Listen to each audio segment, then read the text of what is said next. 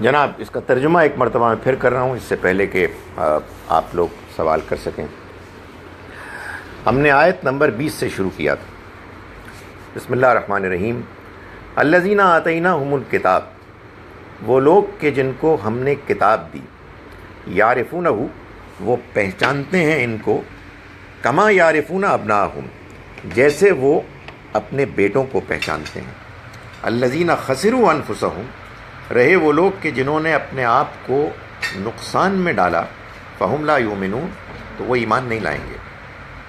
ومن اظلم، اور اس سے زیادہ ظالم کون ہوگا، ممن افترا علی اللہ کذبا، جس نے کہ اللہ کے اوپر جھوٹ باندھا، اللہ پر بہتان ترازی کی، او کذب بآیاتی، یا اس نے اس کی آیات کو جھٹلایا۔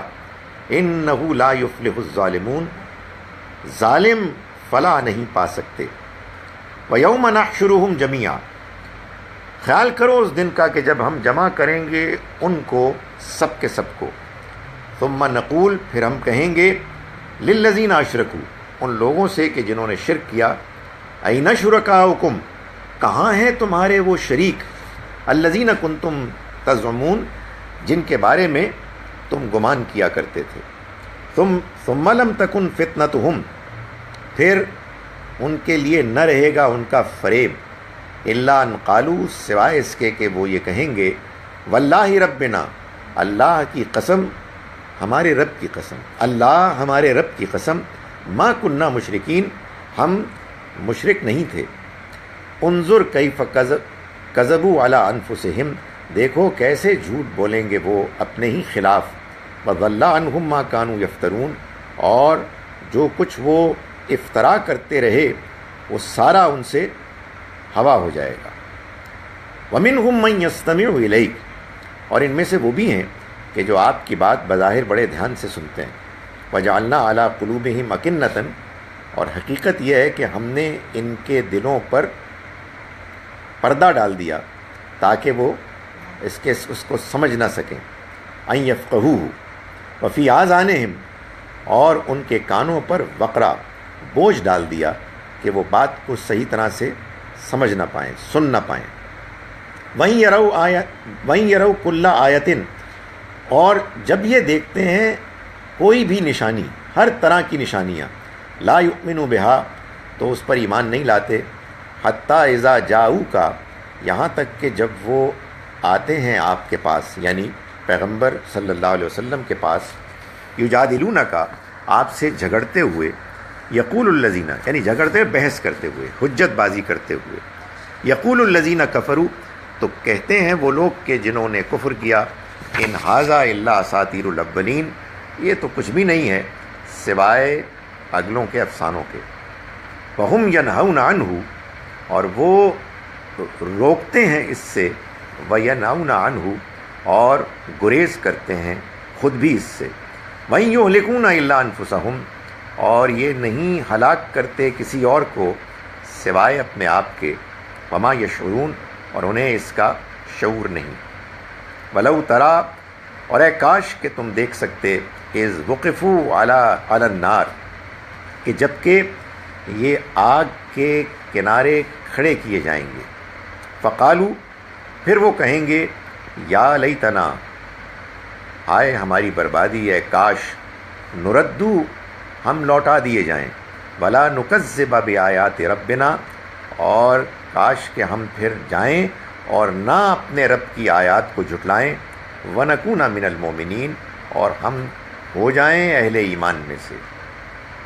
بل بدا لہم ما کانوا یخفون من قبل، نہیں ایسا نہیں ہوگا، بلکہ حقیقت یہ ہے کہ بے نقاب ہو گئی ہے وہ کہ جو اس سے پہلے یہ چھپائے ہوئے تھے۔ وَلَوْ رُدُّوا، اور اگر یہ دوبارہ لوٹا دیے جائیں، لَعَادُوا، تو یہ دوبارہ وہی کچھ کریں گے، لِمَا نُهُوا عَنْهُ، جس سے ان کو روکا گیا، وَإِنَّهُمْ لَكَاذِبُونَ، اور یہ بالکل جھوٹے ہیں۔ اقول قولی ھذا واستغفر اللہ۔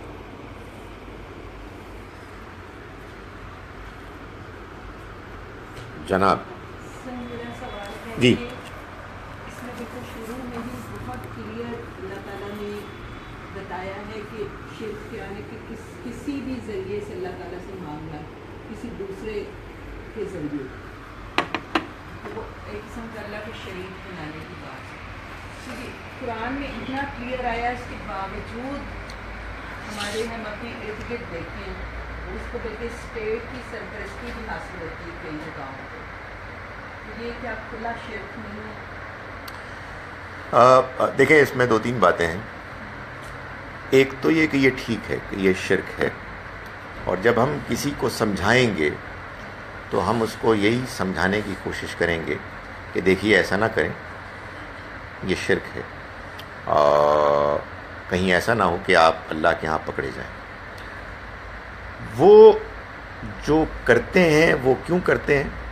دیکھیں ظاہر ہے کہ جو کام بھی انسان کرتا ہے دین مذہب کے نام پر، اس کی کوئی وجہ ہوتی ہے. اس کو سمجھنا چاہیے اور کوشش کرنی چاہیے کہ ہم دوسروں کو سمجھائیں. کبھی بحث میں نہ پڑیں. بحث ایک میچ ہوتا ہے، کھیل، جس میں اصل میں فریقین ایک دوسرے سے جیتنے کی کوشش کرتے ہیں. قرآن مجید کا جو انداز معلوم ہوتا ہے جو ہمیں سجیسٹ کر رہا ہے وہ یہ ہے کہ ہم لوگوں کو حکمت کے ساتھ سمجھائیں. لوگ اصل میں یہ کہتے ہیں کہ اللہ کا شریک ٹھہرانا کا مطلب یہ ہے کہ آپ اپنے طور پر کسی کو اللہ کا پارٹنر بنا لیں، جبکہ اس کے لیے آپ کے پاس کوئی دینی نقلی میسج کی کوئی دلیل نہیں ہے. ان لوگوں کا کہنا یہ ہے کہ قرآن تو خود کہتا ہے کہ وَابْتَغُوا إِلَيْهِ الْوَسِيلَةَ، تم اس کی طرف کوئی وسیلہ ڈھونڈو. تو جب سورہ مائدہ میں یہ آیت موجود ہے تو ہم تو اصل میں وسیلہ ڈھونڈتے ہیں. وہ کہتے ہیں کہ ایسا نہیں ہے کہ ہم بزرگوں کو کہتے ہیں کہ آپ ہمارے لیے دعا کریں. قرآن کہتا ہے کہ جو اللہ کے راستے میں شہید ہوتے ہیں وہ مردہ تو نہیں ہوتے، وہ تو زندہ ہیں. تو جب وہ زندہ ہیں اور ہم اپنے بزرگوں سے کہتے بھی ہیں کہ وہ ہمارے لیے دعا کریں، تو پھر ان کے لیے ہم دعا کیوں نہ کریں؟ پھر وہ یہ بھی کہتے ہیں کہ آپ دیکھیے کہ جب ہم جاتے ہیں مثال کے طور پر مدینہ منورہ، تو نبی اکرم صلی اللہ علیہ وسلم کے روضہ مبارک پر جا کے تو سبھی پڑھتے ہیں الصلاۃ والسلام علیکہ یا رسول اللہ. چنانچہ دلائل پیش کرتے ہیں. اچھا، پھر ایک اور پہلو بھی ہے. وہ پہلو یہ ہے کہ دنیا کے جس حصے میں آپ رہ رہے ہیں، سب کانٹیننٹ میں، یہاں ہندوازم مذہب کے طور پر سب سے زیادہ نمایاں ہے اور اکثریت اسی کو ماننے والی اور پیروی کرنے والی ہے. اگرچہ کہ ہندوازم کسی ایک پرٹیکولر پوائنٹ آف ویو کا نام نہیں ہے، لیکن جنرلی اسپیکنگ ان کے ہاں اللہ کے علاوہ اوروں کو پکارنا جو ہے یہ ایک معمول ہے. تو چنانچہ ہمارے لوگ اس چیز سے بھی متاثر ہوئے. بنیادی پرابلم وہی ہے جو میں نے پہلے بیان کی کہ دین کو جیسا کہ وہ ہے دیانتداری سے کرٹیکلی ذہن کو خالی کر کے سمجھنا، یہ ہمارے ہاں طریقہ نہیں رہا. جو پاپولر چیز ہے اس کو اختیار کیے ہوئے ہیں. اب آپ کہہ رہی ہیں کہ ان چیزوں کو اسٹیٹ پیٹرنیج حاصل ہے. اسٹیٹ پیٹرنیج حاصل ہوگی ہر اس چیز کو کہ جو پاپولر، جو میجورٹی کا ویو ہے. ہم کیا کریں؟ ہم لوگوں کو بات بتائیں، ہم ان کو دلائل سے بات سمجھائیں. ہم ان کو یہ بتائیں کہ سورہ مائدہ کی اس آیت کا یہ مطلب نہیں ہے.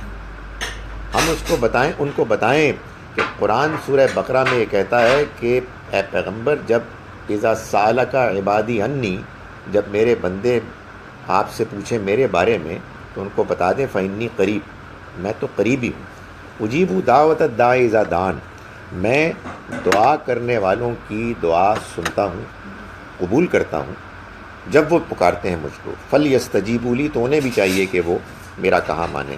ہم ان کو بتائیں کہ سورہ زمر میں، سورہ زمر ہے 39ویں سورہ 39، اس کی غالباً آیت نمبر 5 ہے. ایک آدھ پلس مائنس ہو سکتی ہے. اس میں اللہ تعالیٰ نے مشرکین کو کے بارے میں یہ بتایا کہ وہ یہ کہتے تھے کہ ہم ما نعبدہم، ہم ان کی عبادت نہیں کرتے الا سوائے اس کے لیقربونا الی اللہ زلفیٰ، کہ یہ ہمیں اللہ کے قریب کر دیں. تو ان کا اللہ تعالیٰ نے شرک بیان کیا ہے. لیکن میں آپ کو بتاؤں یہ جو ہے نا ضد، مقابلے بازی، یہ بڑی بری چیز ہے. یہ تو غیر معمولی کوئی آیت میری ہو گئی ہے. جی جی ایسا ہی ہے. یہی بات ہمیں رسول اللہ نے سمجھائی ہے. یعنی میں تو سمجھتا ہوں کہ اس سے زیادہ بڑی اس سے زیادہ بڑی جی بہت سے جو پرابلم ہے وہ یہ ہے کہ جو اللہ کے پیغمبر صلی اللہ علیہ وسلم ہم کو توحید کی دعوت دے کے گئے، انہی کا نام لے کر ہم اسی کو پامال کرتے ہیں. جیسے حضرت عیسیٰ کو بنا لیا ان کے، جی انہوں نے تو یہ نہیں کہا تھا نا کہ مجھے پوجو، جی لوگوں نے بنا لی. اسی طرح لوگ رسول پاک سے ڈائریکٹ مانگنا شروع ہو گیا کہ اللہ سے مانگنا. دیکھیں اس میں فائدہ کیا ہے؟ یہ شارٹ کٹ ہے. خدا کو آپ مانتے ہیں تو خدا کے ہاں تو میرٹ ہے، وہاں میرٹ چلے گا.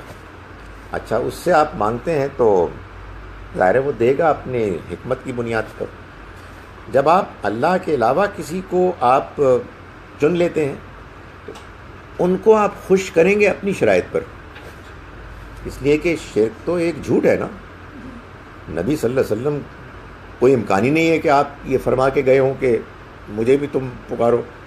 تو اب ہم نے اپنی طرف سے یہ بات بیان کر دی. اب پھر کیا ہوا؟ اب حضور کو ہم خوش کرنے کے لیے کچھ کام کریں گے، کچھ نعتیں پڑھیں گے، کچھ ایسے کام کریں گے، کچھ مجالس ایسی کریں گے. وہ ہم نے کرنی ہے، اس لیے کہ وہ شریعت ہم ڈیفائن کریں گے. خدا تعالیٰ کی شریعت بے لاگ ہے. آپ نے خدا کو راضی کرنا ہے، غلطی ہو گئی معافی مانگنی ہے، سیدھے راستے پر چلنا ہے، اللہ تعالیٰ کو آپ نے راضی کرنا ہے، اللہ کے پیغمبر کے بتائے ہوئے راستے طریقے دین کے مطابق کرنا ہے. تو وہ لوگ کرنا نہیں چاہتے. اب میں آپ کو بتاؤں، میں نے شاید پہلے بھی یہ واقعہ آپ کو سنایا ہو، ہماری کیا نفسیات ہے. میں ایک یونیورسٹی میں ہوتا تھا، وہاں مسجد قریب نہیں تھی، تو ایک سامنے ایک پارک سا تھا، وہاں جمعے کی نماز ہوتی تھی. تو مولوی صاحب آتے تھے، وہ تقریر کرتے تھے. تو جیسے ہم مولویوں کا وہ ہے ایک عام طور پر پاپولیرٹی کا لیول، لوگ بیٹھے ہوتے تھے، باتیں کر رہے ہوتے تھے، سو رہے ہوتے تھے، جیسے میرے ساتھ بھی ہوتا ہے جب بھی میں کہیں بات کرتا ہوں. تو ایک روز کیا ہوا کہ میں بیٹھا ہوا تھا، میں نے اچانک محسوس کیا کہ ہلچل مچ گئی. اللہ اکبر، سبحان اللہ، واٹ از گون رانگ، کیا ہوا کیا ہے. تو پتہ یہ لگا کہ مولوی صاحب نے یہ سنایا کہ حشر کا دن ہوگا، لوگوں کے بارے میں ڈکلیئر ہو چکا ہوگا کہ یہ گناہ گار ہیں اور یہ جہنم میں جائیں گے، اور پھر نبی اکرم صلی اللہ علیہ وسلم شفیع محشر تشریف لائیں گے اور وہ اپنے گناہ گار امتیوں کے لیے شفاعت کریں گے، اور اللہ تعالیٰ کہیں گے کہ سب بخشے گئے اور جنت میں. تو ایک جیسے ہوتا ہے نا مردہ جسم میں جان پڑ گئی. تو یہ بڑی زبردست خبر ہے. خار ہیں، بدکار ہیں، جھوٹے ہیں، فریبی ہیں، مگر تیرے محبوب کی امت سے ہیں. تو اس میں اصل میں لوگوں کے لیے بڑی اٹریکشن ہے. اب ہم کو لوگوں کو سمجھانا ہے. سچی بات یہ کہ میں آپ کو بتاؤں، یہ جو میں کام کر رہا ہوں، اس کام کے کرنے کی وجہ یہی ہے. میں جب قرآن پڑھ کر ترجمہ کر کے بتاؤں گا تو ہو سکتا ہے کہ کوئی بات سمجھنے کے لیے تیار ہو. جب میں اپنی تقریر کروں گا تو میری تقریر اور ہے، کسی اور کی تقریر اور ہے. ہمارا اپنا انداز بیان ہے، ہماری اپنی مثالیں ہیں، ہمارا اپنا پس منظر ہے. اور یہ میں نے آپ کو پچھلی مرتبہ بتایا کہ قرآن نے اس بات کا پابند کیا ہے کہ آپ نے لوگوں کو دین کی دعوت دینی ہے صرف قرآن کے ذریعے سے. اپنی بات ایڈ ہی نہیں کرنی، قرآن کو آپ نے واضح کرنا ہے. اس لیے کہ جب میں دعوت دوں گا نا تو آنیسٹلی میں چاہوں گا کہ لوگوں کے اندر کوئی تھرل پیدا ہو. کچھ لوگ روئیں، کچھ لوگ نعرے لگائیں، کچھ لوگ ایکسائٹ ہوں. اس کے لیے میں پھر قصے سناؤں گا، اس کے لیے پھر میں شاعری کروں گا, اس کے لیے میں دیکھوں گا لوگ یار اچھا یہ بور ہو رہے ہیں, لیٹ می گیو دیم ایک ایکسائٹنگ چیز سناتا ہوں. تو ظاہر ہے بڑے بڑے مقرر ہوتے ہیں. خدا کا کلام اعلیٰ ترین پریزنٹیشن ہے, پرووائڈیڈ آدمی اس کا ٹیسٹ ڈیولپ کر لے اور اس کو آپ بس اسی پر فوکس کریں. تو شرک ایک بڑی وہ ہے, مقبول چیز ہے. لوگوں کو سمجھانا چاہیے, تانے نہیں دینے چاہیے, الزام تراشی نہیں کرنی چاہیے. کوئی آپ کی بات سننے کے لیے تیار ہو جائے تو اللہ تعالیٰ اس کو توفیق دیں گے, لیکن ان کی بات بس سنیں, اپنی بات سنیں. میں یہ سمجھتی ہوں کہ جہاں ہمارے سسٹمس کی وجہ سے اور کچھ لائنیں کی وجہ سے بھی لوگوں کے جائز کام نہیں ہوتے. جی, بچے کا علاج ہی ہے نہیں کرا سکتا, کوئی اس وقت تک نہیں پہنچ سکتا, پھر لوگ اس طرف زیادہ میرا خیال ہے. You are right. میں نے ایک بات بیان نہیں کی. یہ اللہ تعالیٰ کا اپنا ایک معاملہ ہے.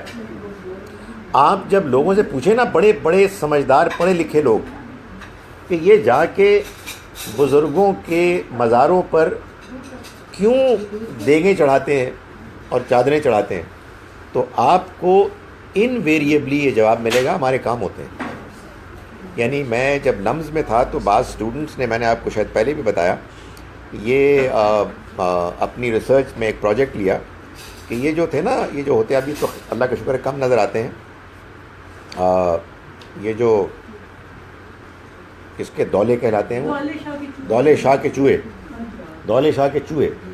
یعنی اس سے زیادہ کوئی ظلم ہو سکتا ہے کہ پچکے ہوئے سر, اور یہ والدین کرتے. کیوں؟ اس لیے کہ انہوں نے منت مانی ہوتی تھی. سوال ہی نہیں چاہیے. پہلا بچہ وہاں یہ ڈونیٹ کر دیتے ہیں اور ان کو یہ اوپر بنا کے نا, تو ان سے پوچھا, والدین کے پاس وہ گئے, ان سے پوچھا کہ آپ کیوں یہ ظلم کرتے ہیں؟ تو کہتے ہیں جی کہ ہمارے کام ہوتے ہیں, منت مانتے ہیں اور منت پوری ہو جاتی ہے. دیکھیں جی یہ بھی ٹھیک ہے, لیکن میں آپ سے گزارش کروں کہ مجھے لگتا یہ ہے کہ اللہ تعالیٰ آزمائش میں بھی ڈالتا ہے, کہ جب آپ اتنے زیادہ اپنے آپ کو حماقت میں مبتلا کرنے کے لیے تیار ہو جاتے ہیں, تو دعائیں تو ساری اللہ ہی قبول کرتا ہے, پھر اللہ تعالیٰ ایسے لوگوں کے لیے آزمائش میں اضافہ کر دیتا ہے. تو بہرحال ہمیں تو ظاہر ہے کہ اللہ کا کلام سنانا ہے. آپ صحیح کہتے ہیں کہ لوگ اپنے کام کروانا چاہتے ہیں. جی محکمات اور متشابہات میں کیا فرق ہے؟ جی میں بتاتا ہوں. آپ تشریف رکھیں جی. میں اس سوال کا جواب دے دوں.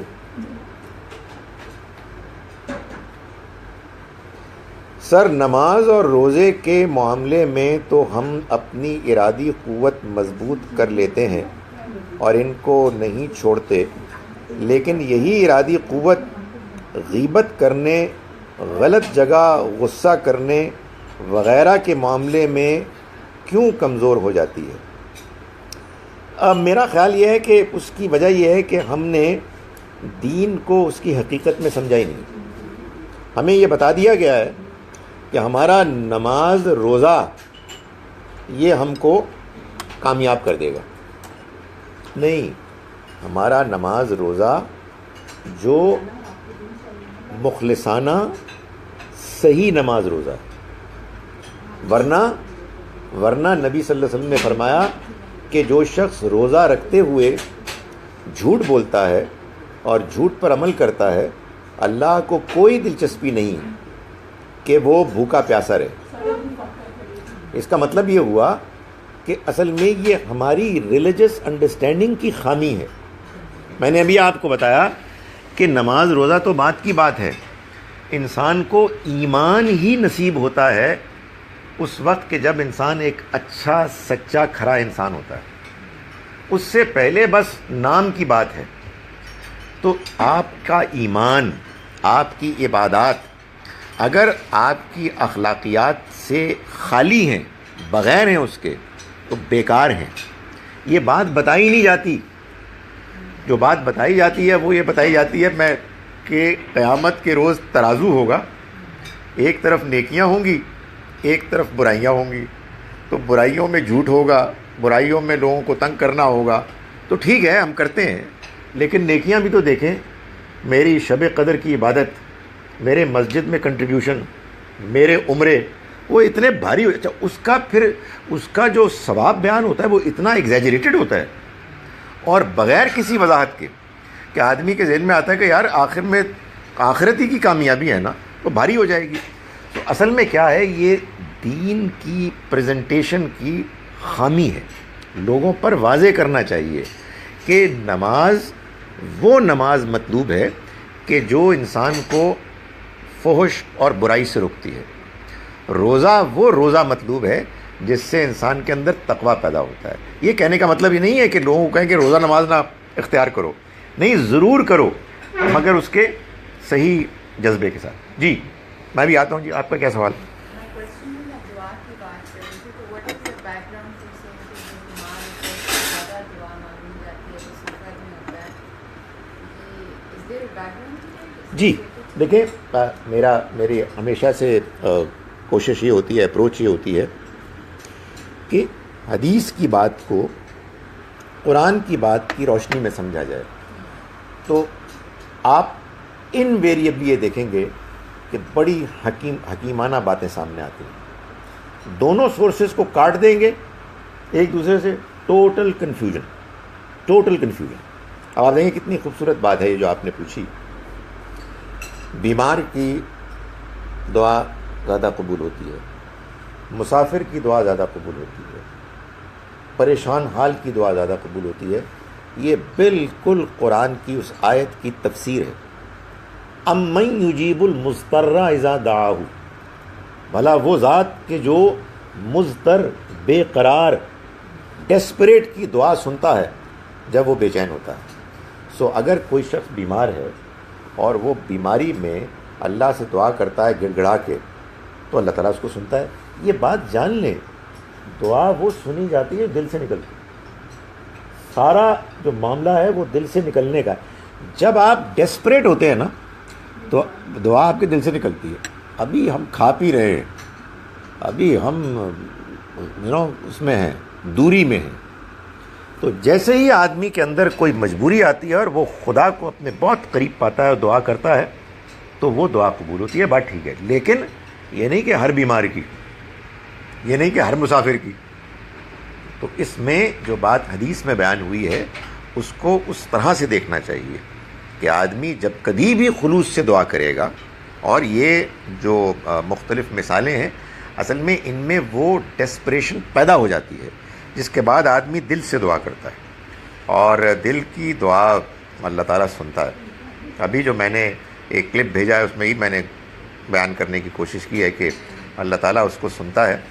بلکہ یہ ایک اور بھی عجیب بات ہے جی، اور وہ یہ ہے کہ اللہ تعالیٰ خود دعا کرواتا ہے. اس نے کوئی پلان بنایا ہوا ہوتا ہے اور آپ کے دل میں وہ ڈال دیتا ہے.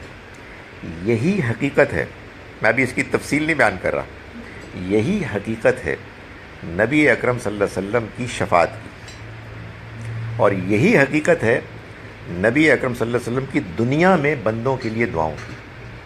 اللہ تعالیٰ اپنے پیغمبر سے کوئی ایسی دعا نہیں کروانا چاہتا کہ جو قبول نہ ہو. چنانچہ دنیا میں بھی روک دیا، آپ ان کے لیے دعا نہیں کریں گے. 70 مرتبہ بھی کریں تو ہم قبول نہیں کریں گے، آپ ان کی قبر پہ کھڑے نہیں ہوں گے. اس لیے کہ وہ دعا کریں تو پھر اللہ تعالیٰ یہ نہیں چاہتا کہ ان کی دعا کو ٹھکرائے. تو وہاں بھی اصل میں شفاعت کیا ہے؟ نبی صلی اللہ علیہ وسلم کی دعا ہے.